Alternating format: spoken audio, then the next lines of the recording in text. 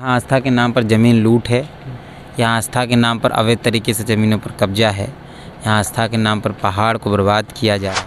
यहाँ आइएगा और अगर आप सिर्फ घूमने के नाम पर आइए सब कुछ ठीक लगेगा, लेकिन आप यहाँ तीर्थ स्थल से अलग होकर यहाँ पाएंगे तो आपको समझ में आएगा कि जैन धर्म का जो मूल आधार है यहीं आकर घसक जाता है। सरकार ने सिर्फ आदिवासियों के नाम पर तिजोरियाँ भरी हैं और अपने पद को सृजित किया है, पद बढ़ाया है, भाई कुछ किया नहीं है। नमस्कार, मेरा नाम है अमित और आप देख रहे हैं पंचायत न्यूज़। आज हमारे साथ हैं तीर्थनाथ आकाश जी द लोकतंत्र के। तो चलिए यहाँ आज जानने की कोशिश ये करेंगे कि ये पारसनाथ में काफ़ी टाइम बिता चुके हैं, तो यहाँ के बारे में उन्हीं से बात करेंगे और उनका क्या रहा यहाँ पे, विश्लेषण क्या किया उन्होंने इतना अभी तक और क्या चीज़ करना चाहिए सरकार को, और जो आदिवासी के जो चहेते हैं और आदिवासी नेता हैं उनको क्या करना चाहिए, और जैन समाज के बारे में भी वो कुछ उनसे जानने की कोशिश करेंगे कि क्या है। दादा, सबसे पहले तो आपको जोहार। बहुत बहुत धन्यवाद समय देने के लिए। और आप यहाँ काफ़ी दिनों से हैं, हम भी आपका वीडियो हम भी देख रहे हैं। तो यहाँ आने के बाद आपको क्या लगा कि यहाँ पे क्या चल रहा है और क्या है यहाँ पे, मतलब ऐसी क्या परिस्थिति उत्पन्न हो गई कि सब आदिवासियों को आज यहाँ पे आना पड़ा? इनके जितने भी नेतागण थे सब अभी सब बोल रहे कि हम आदिवासी हैं, हम आदिवासी हैं, हम आपके लिए लड़ेंगे। इससे पहले किसी को नहीं दिखा। यहाँ आस्था के नाम पर ज़मीन लूट है। यहाँ आस्था के नाम पर अवैध तरीके से ज़मीनों पर कब्जा है। यहाँ आस्था के नाम पर पहाड़ को बर्बाद किया जा रहा है और दूसरा यहाँ कुछ नहीं। आप घूमिए तो आपको पता चल जाएगा। लेकिन दादा, जैसे आप ये तो एक दिन में तो बनने वाला चीज़ है नहीं कि रातों रात बन गया या एक दिन में खड़ा हो गया। तो इसमें पहले से तो ये सब किया जा रहा था ना, तो तभी कोई किसी को नहीं दिखा। नहीं, हम तो पहली बार आ रहे हैं। हमको ये पता था कि ये तीर्थ स्थल है, मतलब यहाँ लोग आते हैं पुण्य के लिए आते हैं, या जो जैनियों के धर्मावलंबी हैं, जो जैन धर्मावलंबी हैं, उनके पूर्वजों ने यहाँ मोक्ष प्राप्ति की। हमको ये पता था। हमको एक दूसरी बात पता थी कि यहाँ झारखंड के आदिवासी जो हैं उनका उन्हें पूरे देश के जो आदिवासी उनका आराध्य देव है मरांग बुरु है। विवाद के बाद बाकी सारी चीज़ें सब समझ में आई जब हम यहाँ पहुँचे, क्योंकि यहाँ से मधुबन मोड़ तक जो भी घटना होती है मधुबन मोड़ के बाहर जाती नहीं, चाहे जिला प्रशासन की मिलीभगत हो या यहाँ के जो मीडिया हाउसेस हैं या विधायक हैं, मंत्री हैं, जो भी उनकी मिलीभगत, वो एक अलग सवाल। लेकिन यहाँ की समस्याएं बाहर जाती नहीं, क्योंकि जैनियों ने इस बार अपनी समस्या को जो विवाद सब था उसको लेकर इंटरनेशनल प्लेटफॉर्म पर चले गए। तो यहाँ के आदिवासियों ने भी ये किया कि भाई हम भी जाएंगे अब, तब भी ये समस्याएँ बाहर आने लगी। हम जब यहाँ आए, हम जो घूमे तो हमको पता चला कि किस तरीके से forest land, GM land, CNT land सबको बर्बाद करके यहाँ धर्मशाला, मंदिर, ये सारी चीज़ें बनाई गई हैं। और धर्मशालाओं में रह कौन रहा है, कौन आ रहे हैं, कौन ठहर रहे हैं, ये भी जानने की आवश्यकता है। सरकार को इस पर, यहाँ के जिला प्रशासन को कम से कम इसका डिटेल लेना चाहिए कि आज से 5 साल का ही लेना, पता चले कौन कौन लोग यहाँ आए, और शायद सरकार भी शॉक्ड हो जाए कि ऐसे ऐसे लोग यहाँ आकर रुके थे। लेकिन दादा, एक सवाल ये था कि हमने यहाँ के लोकल से बात करने की कोशिश की, विकास सिर्फ और सिर्फ यहाँ के जो जैन लोग हैं उनका हुआ है, क्योंकि ये लोग धर्मशाला बनाए जा रहे हैं, मंदिर बनाए जा रहे हैं। वो बोलते हैं कि हमने 8,000 रुपये में 12-12 घंटे काम कराया जाता है।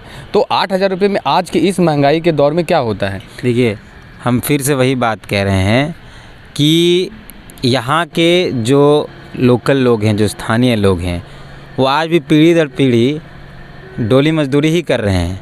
और दूसरी तरफ 150 करोड़ 200 करोड़ का मंदिर भी बन रहा है। वो कौन बना रहा है? जैनी बना रहे हैं। यहाँ के जो लोग हैं, जो जैनियों को तीर्थ कराते हैं, जो जैनी ऊपर जाते हैं जिनके कंधे पर बैठकर, उनका पीढ़ी दर पीढ़ी वही काम कर रहा है। और 150 करोड़ का बगल में मंदिर बन रहा है। मतलब कितना हंसने की बात है। एक तरफ जैन धर्म का जो मूल आधार है वो है अपरिग्रह और अहिंसा। अपरिग्रह का मतलब होता है कि हम बहुत मोह नहीं रखेंगे, बहुत धन आकुत संपत्ति नहीं अर्जित करेंगे, हम बेफालतू कर देंगे, हम बेफालतू का पैसा नहीं जमा करेंगे। लेकिन क्या आज के दौर में ये दिखता है? यहाँ आइएगा और अगर आप सिर्फ घूमने के नाम पर आइए सब कुछ ठीक लगेगा कि चलो धर्मशाला है ये सब, लेकिन आप यहाँ तीर्थ स्थल से अलग होकर, यहाँ घूमने के नाम से अलग होकर, मरांग बुरु के नाम से अलग होकर यहाँ पाएंगे तो आपको समझ में आएगा कि जैन धर्म का जो मूल आधार है यहीं आकर घसक जाता है।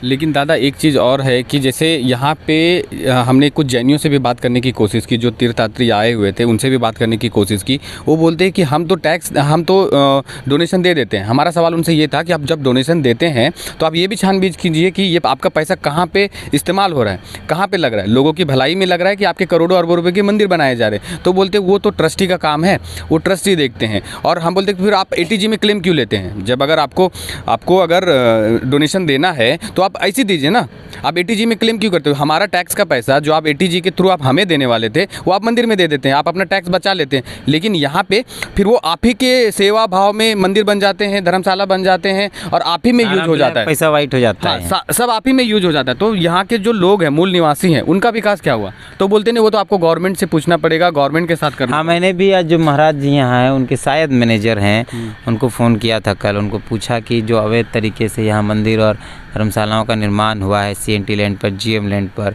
किसी रेती को औने पौने दाम में उसका ज़मीन खरीद कर, आप भी जानते हैं। तो वो कहते हैं कि ये आप गवर्नमेंट से पूछिए। हाँ, ये गवर्नमेंट तक बात चली जाती है। मैंने DC साहब से पूछा तो बोले कि हम इस पर देखेंगे क्या कर पाते हैं। कौन करेगा? यहाँ जो CO साहब हैं वो यही है बहुत लंबे समय से CEO। अच्छा, एक ही CO काबिज है बहुत लंबे समय से। तो ये भी एक तो सवाल है। प्रमोशन हो गया है उनका, SDO बन गए हैं प्रमोट होकर, लेकिन जा नहीं रहे। अच्छा, यहीं के यहीं है, पता नहीं कब जाएंगे।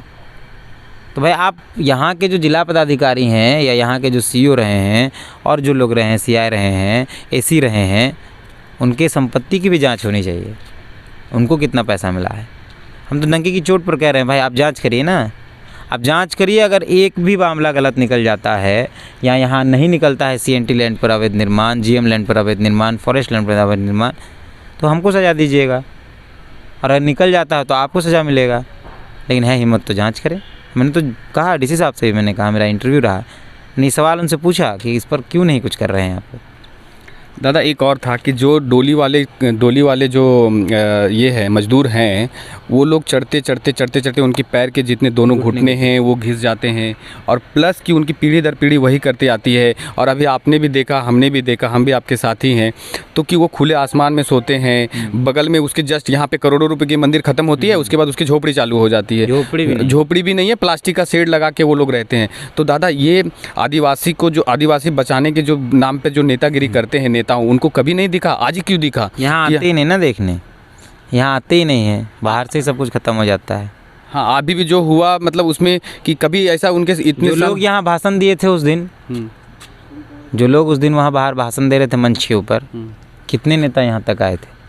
कितने नेताओं ने रात, वही चीज़ मैं भी पूछ रहा था, कितने नेताओं ने रात गुजारी यह देखने के लिए कि यहाँ जो डोली मजदूर हैं वो कैसे सड़क पर सो रहे हैं? कितने नेताओं ने ये देखने की कोशिश की कि यहाँ से 9 किलोमीटर ऊपर तक जब पहाड़ डोली मजदूर किसी को कांधे में लेकर चढ़ता है तो उसके लिए शौचालय की व्यवस्था नहीं। नीचे तो भाषण सब लोगों ने दिया, कई लोगों ने बड़ी बड़ी बातें कह दी, लेकिन जो मूल बात है वो बात किसी ने उस मंच से नहीं उठाई। यहाँ सिर्फ भू माफियाओं ने कब्जा करके रखा है। यहाँ सिर्फ धर्म के नाम पर अवैध ज़मीन ही हो रहा है। मंदिर के नाम पर, धर्म के नाम पर, मंदिर के और फिर आप जो सवाल करेंगे तो कहेगा आपको कि भाई आप तो धर्म पे सवाल कर रहे हैं। हम धर्म पे सवाल नहीं कर रहे हैं। आपका धर्म, आपके लोग, आपके जो ट्रस्ट के लोग हैं वो धर्म के नाम पर कैसे अवैध उगाही कर रहे हैं, हम इस पर सवाल कर रहे हैं। और दादा एक चीज़ और था, हमने लोबिन हेम्ब्रम से भी बात करने की कोशिश की थी। हमने उनसे ये पूछा था कि सर आप सरकार में हैं और सरकार का ही विरोध कर रहे हैं, ठीक है? तो उन्होंने क्या बोला कि सरकार का विरोध इसके लिए कर रहे हैं कि मुख्यमंत्री सुन नहीं रहा है। तो मुख्यमंत्री जब आपकी बात नहीं सुन रहा है तो जनता की बात कैसे सुनेगा? तो लोबिन दा तो पिछले कई सालों से यही हमारा उनका ये सवाल था कि जब आप नहीं सुन रहे हैं तो आप इस्तीफा दे के निकल जाइए। लोबिन दा क्या करेंगे? पार्टी तो नहीं छोड़ सकते हैं। क्यों? अगर जब बात सुनी नहीं रहे, जिस व्यक्ति ने इस पार्टी को रचा है, गढ़ा है, अच्छा मतलब उनका गुरुजी संस्थापक नहीं, लेकिन गुरुजी के साथ बहुत लंबा समय थी। अच्छा। गुरुजी के एक्चुअल चेला रहे हैं, मतलब गुरुजी से के शिष्य रहे हैं वो। अच्छा। एक व्यक्ति के चक्कर में पार्टी नहीं छोड़ सकते, रख रहे हैं अपनी बात।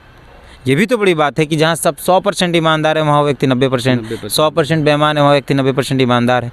ये भी तो बड़ी बात है ना।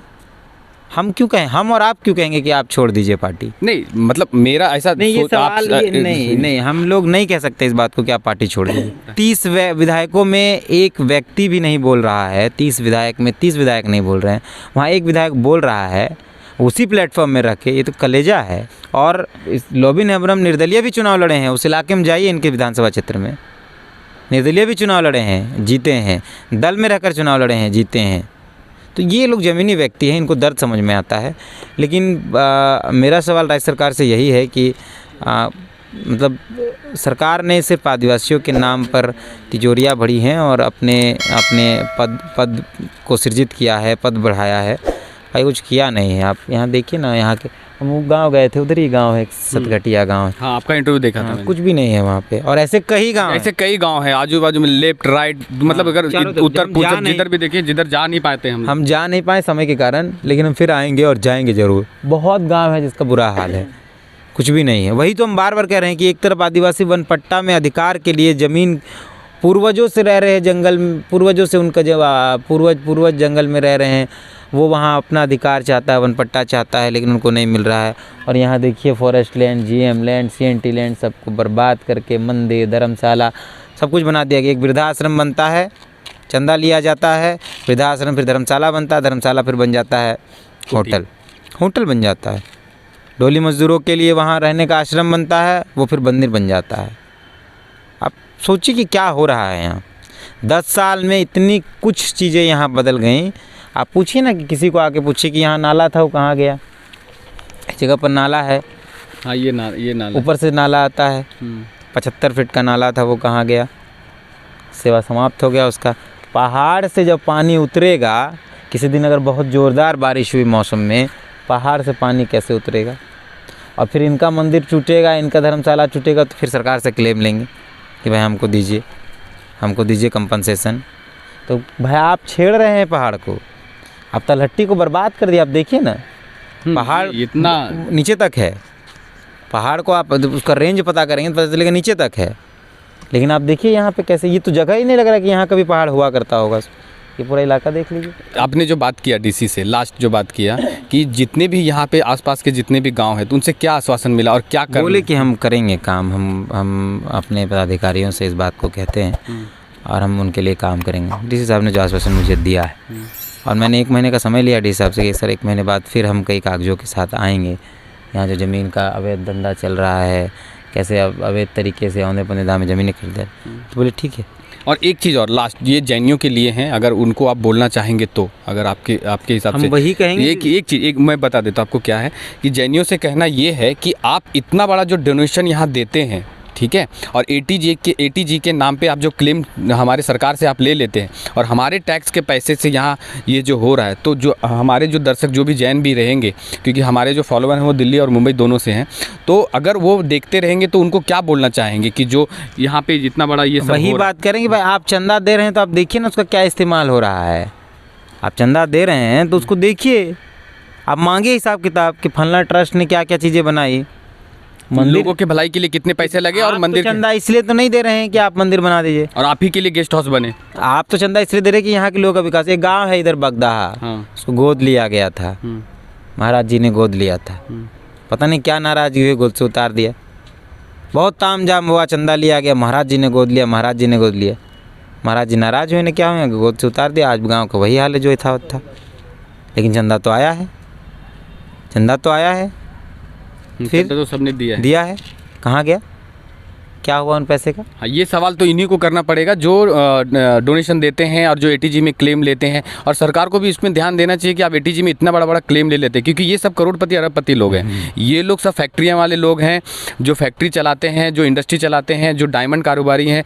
जहाँ तक हमें पता चला, क्योंकि हम भी दिल्ली और मुंबई में रहे हैं, तो ये सब डायमंड के कारोबारी हैं और हीरे जवाहरात के कारोबारी हैं। तो इनको टैक्स बचाने के लिए जो एटीजी में क्लेम मिलता है, उसी के डोनेशन से ये मंदिरें बनती हैं। तो दादा, और लास्ट में और एक चीज़ कुछ अगर बोलना चाहेंगे आप तो लास्ट में। हम यही कहेंगे कि ठीक है, आपकी आस्था, आपके धर्म का बहुत सम्मान है, लेकिन धर्म और आस्था के नाम पर लोगों को शोषित करना, लोगों का शोषण करना, उनको उनके मूल अधिकार से दूर रखना, ये सही नहीं है। और धर्म और आस्था, जब कानून सबके लिए बराबर है, तो फिर आप जैन धर्म से, हिंदू धर्म से हैं, इस्लाम से हैं या सिख है, कुछ भी है, सबके लिए बराबर है। तो फिर आदिवासी वन पट्टा के लिए मर क्यों रहा है और आपको बिना किसी परमिशन के या ऐसे ही आप बनाए जा रहे हैं इमारत। यहाँ देखिएगा ना आपको विभेद। एक तरफ आदिवासियों के घर तक सड़क इसलिए नहीं पहुँची क्योंकि वन पट्टा नहीं मिल पाया, उनका घर नहीं बना क्योंकि वन पट्टा नहीं मिल पाया। आप 100 करोड़ की मंदिर के पहाड़ के ऊपर जाके बना दे रहे हैं। तो भाई कानून तो यहाँ आके नतमस्तक है, कानून तो यहाँ आके माथा टेक रहा है। हम उम्मीद करेंगे जिला प्रशासन और राज्य सरकार से कम ठीक है, आस्था का सम्मान किया जाए, लेकिन आस्था के नाम पर अवैध चीज़ें रोकी जाए, उस पर कंट्रोल किया जाए और सब कुछ कागज़ के कंट्रोल में रहे, कानून के कंट्रोल में रहे सरकार का। बहुत बहुत धन्यवाद दादा आपका मेरे पंचायत न्यूज़ में बात करने के लिए और हमें भी सिखाने के लिए और बताने के लिए, ताकि हम आपसे प्रेरित हो के भी हम कुछ और कर सके, आपसे सीखते रहें। इसके लिए आपका बहुत बहुत धन्यवाद। रुकेंगे ना? हाँ, देखते हैं अभी क्या है, कैसा है। देखिए, निकालिए, कई चीज़ें मिलेंगी। बाकी हम जैसे लोगों से ही उम्मीद है, राष्ट्रीय मीडिया तो इस पर कोई फोकस करती नहीं। उनका तो पूंजीपति लोगों पर अधिकार, पूंजीपति लोगों ने उन पर अधिकार जमा कर रखा है, यही लोग हैं पूंजीपति लोग। चलिए, बहुत बहुत धन्यवाद आपको पंचायत न्यूज़ से बात करने के लिए। धन्यवाद। जोहार।